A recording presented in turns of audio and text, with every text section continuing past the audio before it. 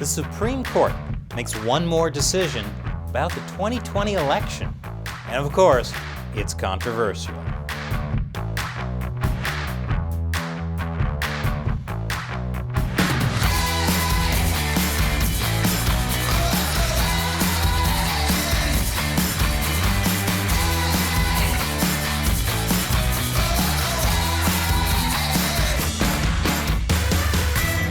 Welcome to America Uncovered. I'm Chris Chappell. Be sure to hit that like button. It helps us with YouTube's algorithms. And if you haven't already, subscribe to this channel. So, whether you're on the political left or right, I think we can all agree. Talking about election fraud makes you mad.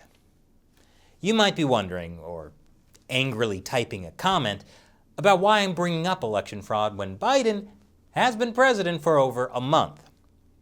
Well, it's because 2020 still hasn't gone away. This week, the U.S. Supreme Court had to rule on a series of legal challenges involving the 2020 election. And this is a big deal. Shortly before the November election, Trump appointed Amy Coney Barrett to the Supreme Court. She was his third Supreme Court justice nominee.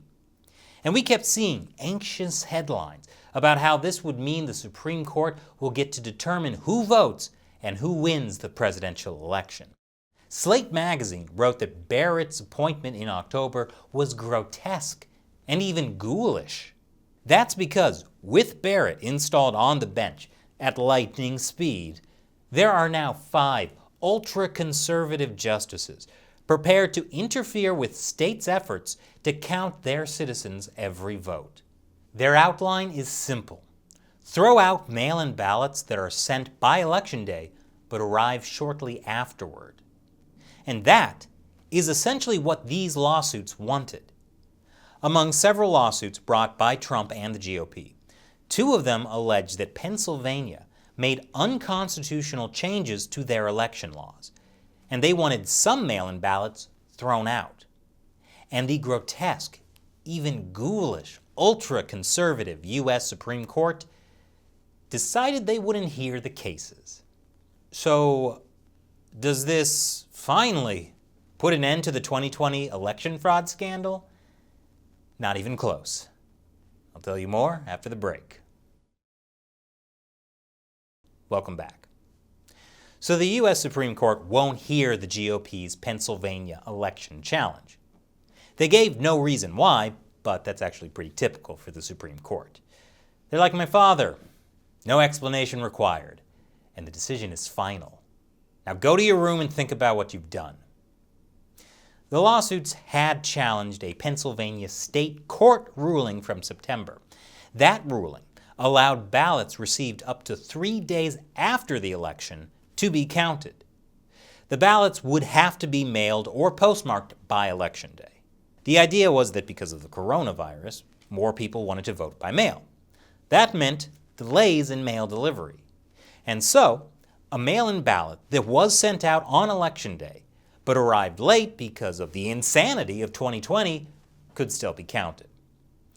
Now personally, in a hotly contested election where the post office was warning in August they couldn't handle the surge of mail-in ballots, I would have sent my mail-in ballot in a little sooner than the day of election. But I get it. There are a lot of procrastinators out there. Shelley. But the GOP lawsuits allege that changes in voting laws were unconstitutional because they were made by the state's Supreme Court, whereas the Constitution says voting laws are to be decided by the state legislature. This battle has been going on for months. Back in October, the U.S. Supreme Court allowed Pennsylvania's 3-day extension, but it was close. That was a 4-4 decision. Conservative Justice Roberts sided with the liberal judges. Amy Coney Barrett declined to weigh in on the issue because she said she hadn't had time to research the case. And this week, as I said, the Supreme Court formally rejected the lawsuits with no explanation. Why? It could be because the case would have no bearing on election results.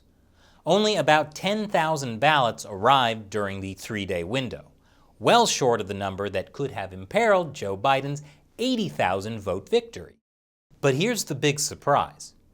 For the U.S. Supreme Court to review a case, it only takes 4 justices to agree. And theoretically, there are 5 conservative justices. So you'd think they would at least review it. But I'll tell you more after this final commercial break. Welcome back. We don't know why the Supreme Court decided not to review the Pennsylvania election lawsuits. However, we know that 2 of Trump's most controversial Supreme Court justices, Brett Kavanaugh and Amy Coney Barrett, were part of that decision. So Slate's prediction did not come true. Only 3 justices disagreed: Justices Samuel Alito, Clarence Thomas, and Neil Gorsuch. Why? Well, according to CNN, it's because Justice Thomas has sympathy for Trump's baseless fraud claims. And Slate was back, saying Thomas is promoting Trump's voter fraud lies in an alarming dissent. Slate wrote, Thomas issued a startling opinion, ranting against the alleged dangers of mail voting and declaring that SCOTUS must override state courts. Trump may be out of office, but his staunchest ally on the U.S. Supreme Court is carrying on his assault on the legitimacy of the election. I bet Kavanaugh and Barrett are happy to be out of the hot seat. The issue is, since Thomas issued an opinion, we can actually read what he said. And this may surprise you, but CNN and Slate may not have been entirely accurate. Here's what Justice Thomas actually wrote. If state officials have the authority they have claimed, we need to make it clear. If not, we need to put an end to this practice now before the consequences become catastrophic. Yeah, that sounds like it's more about the powers given to state officials and not about fraud. Justice Thomas also acknowledged that any ruling wouldn't have affected the outcome of the election. But he points out there will be other elections in the future. These cases provide us with an ideal opportunity to address just what authority non-legislative officials have to set election rules, and to do so well before the next election cycle. The refusal to do so is inexplicable. In other words, the 2020 election was a hot mess, partly because of changes to election rules that may or may not have been constitutional. Might it not be a good idea to take steps to fix that ahead of the next election? So why are some saying Thomas is pushing Trump's baseless fraud claims? Well, it's because of this alarming opinion. We are fortunate that many of the cases we have seen alleged only improper rule changes, not fraud. But that observation provides only small comfort.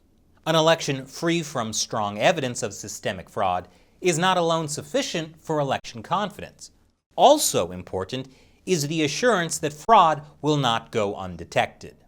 So it sounds like he's talking about the importance of voters having confidence in our elections and making sure we can detect election fraud.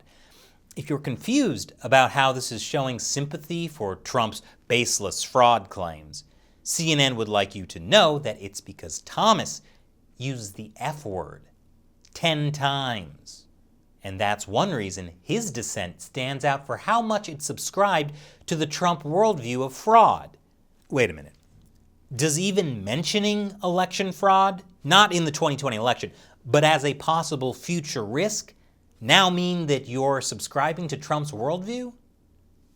I guess the only acceptable thing to say about election fraud now is that it's baseless and impossible. What's that, Shelley?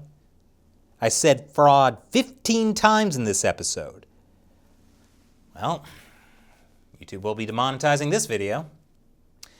Justices Alito and Gorsuch also issued their own dissenting opinion, saying the lawsuits presented an important and reoccurring constitutional question about what powers belong to the state legislature and what powers belong to the state courts. A Supreme Court review could have settled it. But there is one extremely worrying question raised by all this.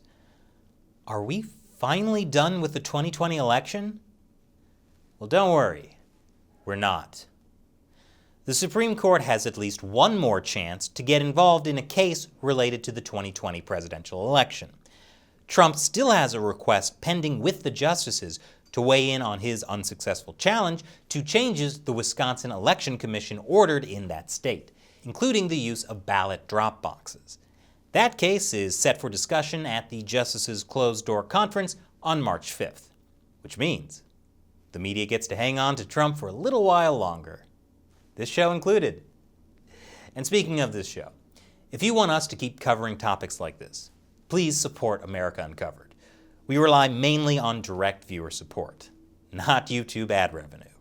So visit patreon.com/America Uncovered and pledge $1 or more per episode.